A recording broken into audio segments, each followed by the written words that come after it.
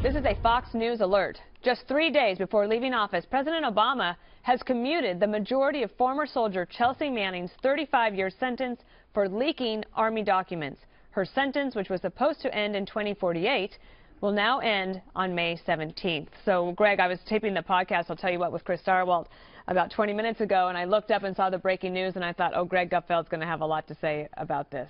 Well, I'm not a fanning of Chelsea Manning, that's for sure. Why did this happen? Why did this happen? One, because when she was he, leaked incredible information, lots of information about our embassies, about intel that had to do with how we were treating prisoners. He was a hero. Then he became a she, and then became a different kind of hero, a hero in the transgendered community and in the media, because that is something to be, that's admirable. That you know, that this is, you put that together. You know, how can she lose? Hero. Yeah, and then you have this concern about her health, that her health is under threat in prison, but is the threat to her health because of herself? Because I think she's attempted to kill herself a number of times. So if you want to get pardoned, it does. I mean, if this were just an average guy that had leaked this stuff and just went to jail as an average guy and didn't go and have a sex change and become a sympathetic character, would that person be treated differently? Suicides, right. Yeah, I think the person would be treated differently than Chelsea Manning. Well, actually, Megan, the producer, could you just tell me who tweeted that, and I will relay the information. WikiLeaks. So apparently 5 days ago, WikiLeaks tweeted that if President Obama were to take this action for Chelsea Manning, then Julian Assange would agree to extradition to the United States, where he has some new fans. We should clarify. Did he, Assange, say that if it was commuted or pardoned? I don't know. I just said there's a distinction. There's very much. Right. So if you're pardoned, a commutation just means you get out of jail. Commutation means the guilty verdict stands on your record, and then the pardon says no, the guilty is removed. So that could be a little distinction that Assange could actually say, I'm not coming. I'm not coming out of hiding. Just out of curiosity, why would Assange come to because Manning made Assange's career. Yeah.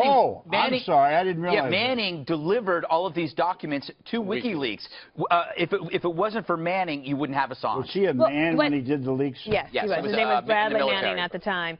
This actually is very interesting. It almost seems to negate the Democrats' frustration with Assange and WikiLeaks over the Russia stuff, because this, like, what do they like more? Did they prefer that Chelsea Manning get the pardon they've been asking for, or are they mad at WikiLeaks for the Russia hack? That's a good point. You know, we were covering this on O'Reilly pretty closely on Is It Legal, and I'm very surprised by this action. People actually thought that he would pardon Bo Bergdahl and take a pass on Chelsea Manning. And what's interesting is, yes, this was already, that's true, and that could still come, so we're waiting to see what else he's done. He's actually been quite active and historically probably one of the most prolific pardoners and someone putting a lot forward in terms of commutations of sentences. Chelsea Manning actually confessed to all of this at the court-martial. Said, listen, I wasn't quite myself at the time. I had a lot of issues, and therefore I acted based on that, and I was unable to make a good decision or understand essentially the quality of the decision making. I don't buy that. Can I ask you a legal question? Because they're telling me that what WikiLeaks tweeted 5 days ago was that if President Obama granted clemency, so that's not a pardon, that's not commutation. What do you know what the legal distinction is? Well, maybe he's referring to it more in terms of a a different country in terms of the language. You can kind of parse words on it, because some people are saying, oh, was he pardoned? No, he was not, or she was not pardoned. This is just a commutation to be out in May. So they're going to have to negotiate that. But I mean, is it going to be enforceable? Is this some kind of contract in writing? I mean, he doesn't have to go through with it, Assange, and come over here. I mean, this is interesting. And if that is the motivation for why President Obama did it, and I agree with Greg, if the situation were, reversed and this was somebody who did this, like a Snowden type, would President Obama do that? Or is it because he was sympathetic and to his constituency, the LGBTQ community, that he wanted to do something and show conceivably it would have been an option, Greg, to transfer her. If you're concerned about her well-being, then conceivably you could transfer to a civilian female prison to carry out the sentence, because the feedback I got immediately from people in the military and the intel world was that this feels like a real kick in the face to them from President Obama on his way out. Oh, he, at the time he was a he, copied hundreds of thousands of incident logs and something like 250,000 diplomatic cables from American embassies, dossiers on intel. The bottom line, he put people at risk, and then when he became a she, he became a sympathetic person, and that made it different. Let's be realistic about it. He was a low-level intelligence person. So? Well, so was Ed Snowden. He wouldn't have, well, because Snowden had access to NSA documents. This guy had access to embassy, lists of people who go into embassies, a few other things. I'm not so sure it's as big an intelligence leak as we've been seeing recently. Both coming from here and going. You don't remember the coverage of this when it happened? Do I remember? Initially? It depends. No, what time. it was a big deal. I mean, yeah, this seems far more relevant and important. These leaked documents, as Greg points out, 250,000 cables, also describing what our military activities were in different parts of the world.